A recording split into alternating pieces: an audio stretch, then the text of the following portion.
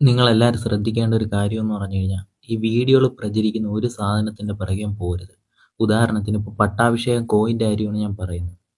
ഇവർ ഈ വീഡിയോ വിടുന്ന ഉദ്ദേശം എന്ന് പറഞ്ഞു കഴിഞ്ഞാൽ, ഒരുത്തൻ അയച്ചു കൊടുത്തു കഴിഞ്ഞാൽ അത് 10 പേരിലോട്ട് അത് എത്തും.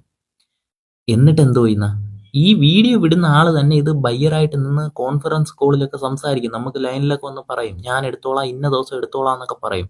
അപ്പോഴീ ഇടയിൽ കൂടിയ ആൾക്കാരെന്തോ ചെയ്യുന്ന ഇത് ബയ്യറുണ്ട്, ഇന്ന് ബിസിനസ് നടക്കുമെന്നുള്ള വിശ്വാസത്തിന് ഇവരെല്ലാവരും കൂടെ സെല്ലറിന്റെ ലൊക്കേഷനിൽ തമ്പടിച്ച് കിടക്കും.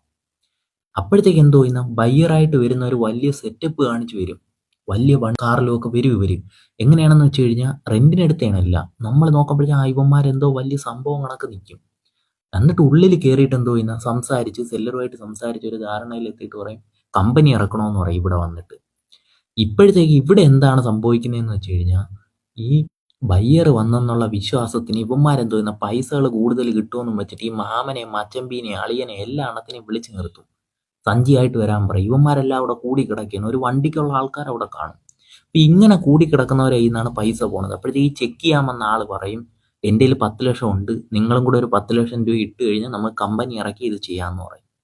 അപ്പോഴത്തേക്ക് എന്തോ ചെയ്യുന്ന ഈ ഇടയിൽ നിൽക്കുന്ന ആൾക്കാർ പൈസ ഇറങ്ങും. കാരണം ഇവർ തമിഴ്നാട്, പിന്നെ അതുപോലെ തന്നെ കാസർഗോഡ്, അങ്ങറ്റന്ന് ലോങ്ങിൽ വന്ന് വരുന്നവരാണ് ഇവർ. അപ്പോഴത്തേക്ക് ഇവരെന്തോ ചെയ്യുന്ന പൈസ ഇറക്കും, എവിടെന്നെങ്കിലുമൊക്കെ മറിക്കും. കുറേ ആൾക്കാർ ഇടയിൽ കാണും. അപ്പോൾ ഇവരെല്ലാവരും കൂടെ മറിച്ചിട്ട് കമ്പനി ഇറക്കും. കമ്പനി ഇറക്കുമ്പോൾ എന്താണ്, ഇവർ വന്നിട്ട് ചെക്ക് ചെയ്തിട്ട് ഇതിന് പവർ പോയെന്നും പറഞ്ഞൊരു പോക്കുണ്ട് ഇവർ. അപ്പോഴത്തേക്ക് ഈ പൈസ പോയവർക്കൊന്നും ഒരു ഡൗട്ടും കാണത്തില്ല, ആരെയും കുറ്റം പറയാൻ പറ്റത്തില്ല.